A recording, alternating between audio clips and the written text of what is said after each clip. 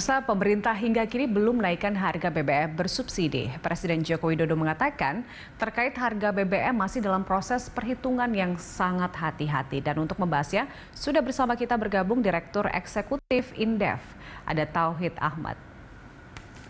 Halo Pak Tauhid, apa kabar?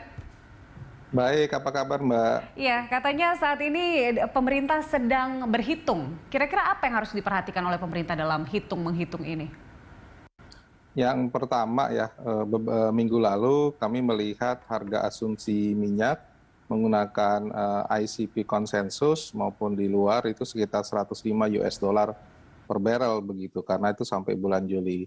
Namun dari akhir Juli sampai sekarang harga minyak dunia turun, bahkan hari ini mencapai 88 US dollar per barrel. Tentu ini akan sangat signifikan mengenai besaran subsidi yang diberikan. Artinya kalau kuotanya sekarang subsidi plus kompensasi sebesar 502 triliun, itu kalau tadinya diperkirakan katakanlah sampai bulan Oktober, bisa jadi itu bisa sampai nanti Desember begitu. Jadi kemungkinan bisa jadi harga pertalite ataupun solar kenaikannya tidak besar sekali, meskipun mungkin ada kenaikan mungkin bisa lebih kecil dari yang diperkirakan ya, kalau naiknya sekitar 20-30%. Saya kira itu perhitungan yang pertama.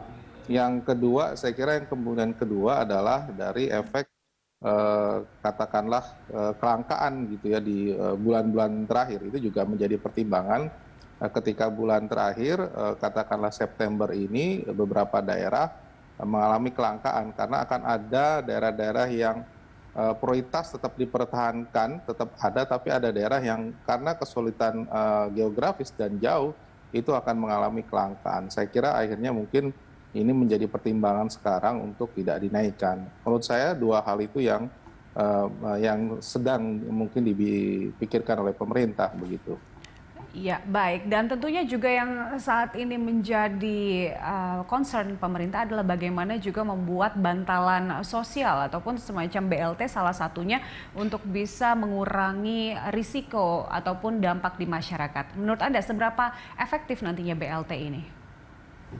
Kalau kita lihat kan BRT kemarin diputuskan 24,7, tetapi kalau saya lihat tambahannya katakanlah sebesar 300.000 per 2 bulan itu diberikan 2 kali, masih terlampau kecil begitu dari kebutuhan. Yang pertama adalah mengganti biaya pengeluaran dari katakanlah harga kenaikan pertalite ya, yang dari 7.600 menjadi 10.000 misalnya, itu tidak akan cukup mengganti kenaikan tersebut untuk konsumsi sehari-hari.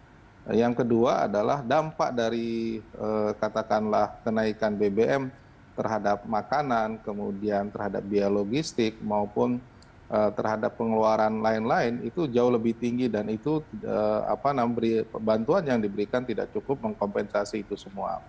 Kemudian yang kedua adalah kalau kita melihat pengalaman ya, kita mengalami kenaikan BBM selama beberapa kali, itu menunjukkan bahwa trennya pasti kalau misalnya kenaikan tinggi seperti ini, angka kemiskinan pasti akan naik gitu.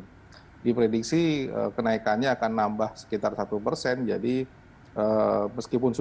meskipun pada saat itu juga diberikan bantuan ya, tapi multiplier ke kelompok bawah ini jauh lebih besar. Ya. Nah, jadi yang semula kemiskinan 9%, mungkin kalau kenaikan harga BBM ini terjadi bisa di atas 10%. Nah, ini yang saya kira menjadi perhatian, bahwa nilai bantuan seharusnya sepadan dengan ongkos yang harus dibayar akibat kenaikan harga BBM nanti begitu. Baik, dari sisi jumlah ataupun angka BLT juga harus dihitung kembali ya, sesuai dengan kebutuhan masyarakat dan juga angka kemiskinan yang berpotensi naik. Nah, Pak Tauhid, apa yang harus diantisipasi oleh pemerintah dari dampak yang akan terjadi di masyarakat ini, dan juga tentunya masyarakat juga harus menyiapkan sesuatu agar siap menghadapi kenaikan harga BBM bersubsidi ini, Pak Tauhid? Ya, yang pertama adalah ketika nanti naik ya, saya kira yang naik bukan hanya yang pertalite dan solar, tapi Pertamax juga kemungkinan juga akan disesuaikan, dan cenderung akan terjadi shifting. Jadi shifting itu dari kelompok katakanlah konsumsi yang non subsidi ke subsidi akan jauh lebih besar ya. Saya kira ini akan terjadi sehingga kuota diperkirakan bisa jebol begitu ya untuk Pertalite maupun solar. Jadi perlu ada jalan-jalan memecahkan ini. Yang kedua, saya kira kesiapan ketika pemerintah akan membatasi kelompok katakanlah pengguna kendaraan yang bisa mengakses subsidi dan non subsidi. Nah ini saya kira perlu kesiapan teknis, sosialisasi, pengawasan dan sebagainya yang saya lihat memang belum ada tanda-tanda yang cukup signifikan di lapangan untuk kebijakan pembatasan ini gitu. Dan ini yang saya kira memang harus dipersiapkan ya. Tadi kita lihat mungkin dari gambaran antrian tinggi, belum ada tanda-tanda kalau misalnya ini juga diberlakukan kegiatan pembatasan. Nah yang ketiga saya kira memang bagi masyarakat memang mau tidak mau nih saya kira yang berat itu agak berat adalah kita dipaksa untuk melakukan pengikat pinggang mengencangkan ikat pinggang begitu ya. Karena di tengah situasi ini BBM menjadi kebutuhan utama dan harus melihat prioritas belanja yang benar-benar dibutuhkan masyarakat terutama untuk kebutuhan dasar, makanan, minuman, pendidikan, kesehatan, dan saya kira tidak cukup hanya mengandalkan bantuan pemerintah, tapi juga ada upaya lain yang mungkin pemerintah bisa sediakan. Ya di tengah situasi ini adalah lapangan pekerjaan, itu yang saya kira jauh lebih penting bagi masyarakat menengah ke bawah begitu. Baik. Berbicara tentang pembatasan ataupun pengawasan, karena berulang kali Menteri Keuangan mengatakan bahwa sebenarnya masih banyak orang yang mampu yang menikmati harga BBM subsidi ini. Dari evaluasi Anda, bagaimana sebenarnya cara mengawasi dan juga pembatasan agar memang harga ataupun BBM subsidi ini tepat sasaran, Pak Tauhid? Ya, pertama kalau saya lihat evaluasinya sebenarnya terutama untuk Pertalite ya. Pertalite itu pada dasarnya tadinya bukan merupakan kelompok BBM yang disubsidi, tapi karena kebijakan ini di bulan Maret 2022 setelah ada penugasan itu menjadi kelompok bersubsidi.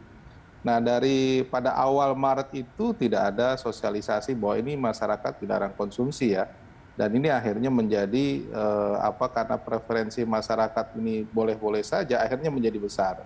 Jadi langkah pertama memang adalah mengkampanyekan bahwa ini tidak pada tempatnya mereka menggunakan itu, apakah berpengaruh ke kendaraan dan sebagainya.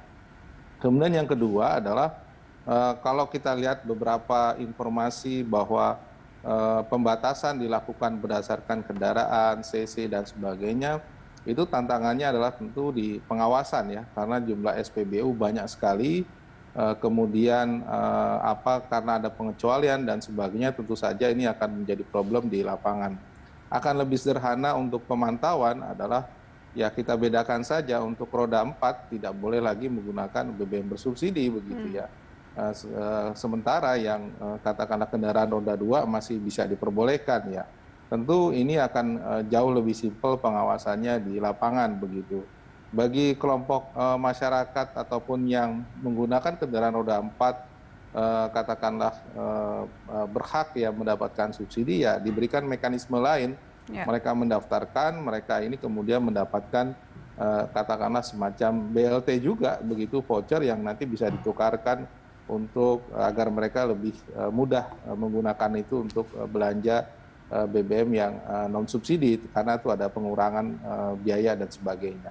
Saya kira itu akan jauh lebih simpel ketimbang ada CC dan sebagainya yang tentu ini berat dilakukan di lapangan begitu. Baik, ada beberapa skema yang bisa dipertimbangkan oleh pemerintah. Pak Tauhid, terima kasih telah bergabung bersama kami. Sehat selalu, sukses selalu.